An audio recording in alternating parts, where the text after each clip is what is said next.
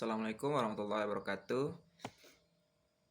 Yang terhormat Bapak dosen pengampu mata kuliah. Baiklah, kami di sini kelompok 9 yang terdiri dari 3 anggota, yaitu Tirta Zuliswandika, Ahmad Rehan, dan Fitri Wayuni akan mempresentasikan hasil review kami yang berjudul Pembangkangan Sipil. 1. Pengertian dari pembangkangan sipil. Pembangkangan sipil adalah pelanggaran simbolis terhadap hukum dibandingkan terhadap sistem secara keseluruhan. Pembangkangan sipil adalah salah satu bentuk protes warga negara secara sengaja terhadap pelanggaran hukum atau aturan dan perintah. Menurut John Rawls 1971, pembangkangan sipil adalah gerakan tanpa kekerasan dan dilakukan dengan hati-hati dengan tujuan untuk membawa perubahan dalam hukum atau kewajiban pemerintah. 2. Sejarah pembangkangan sipil. Dilakukan pertama kali oleh Henry David Thoreau dalam esai yang ditulis pada 1848 untuk menjelaskan pajak yang dikenakan pada pemerintah Amerika untuk membiayai perang mereka di Meksiko. Pembangkangan Thoreau berkaitan dengan rencana pemerintahan Amerika Serikat untuk melakukan praktik di perbatasan Meksiko.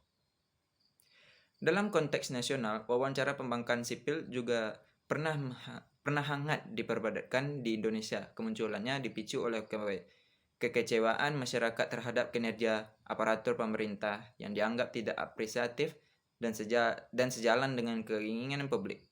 Beberapa kebijakan yang dibuat pemerintah dianggap oleh publik tidak populis dan cenderung mementingkan segolongan elit penguasa.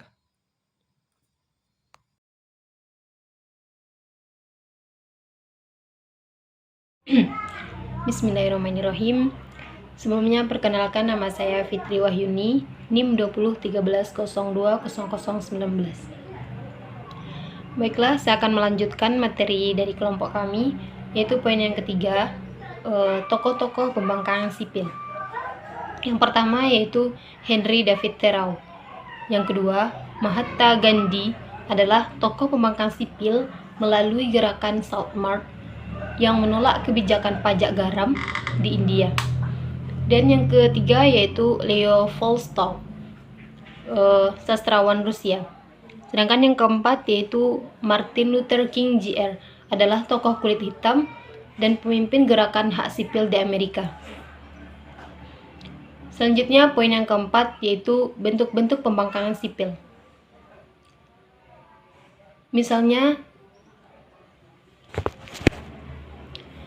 Misalnya tuntunan beberapa warga dunia yang menolak rencana pemerintahan Amerika Serikat melakukan penyerangan ke Irak karena gerakan penentangan diduga kuat menyimpan bahan senjata pemusnah massal.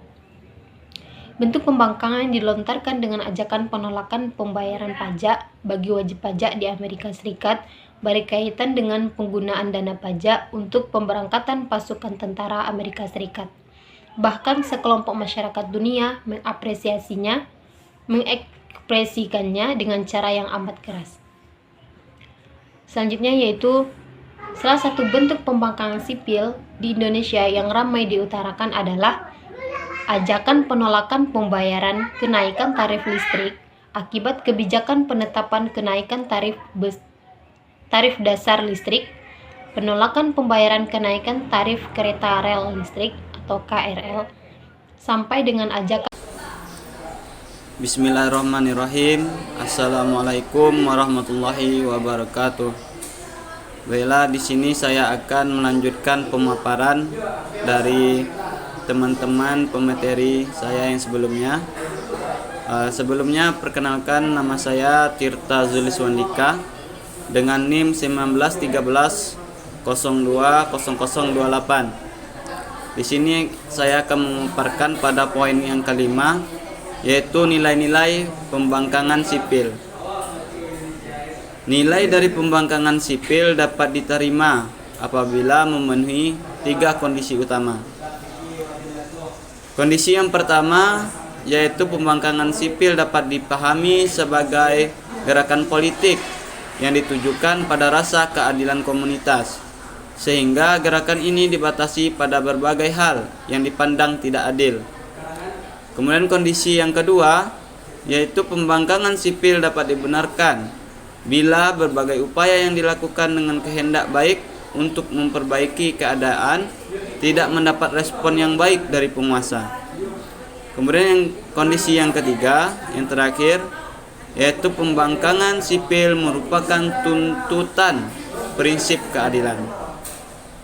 Baik, itulah 3 kondisi utama dari nilai-nilai pembangkangan sipil. Mungkin sekian yang dapat saya sampaikan untuk kesempatan kali ini. Wallahumma fiq ila aqwamit thoriq. Wassalamualaikum warahmatullahi wabarakatuh.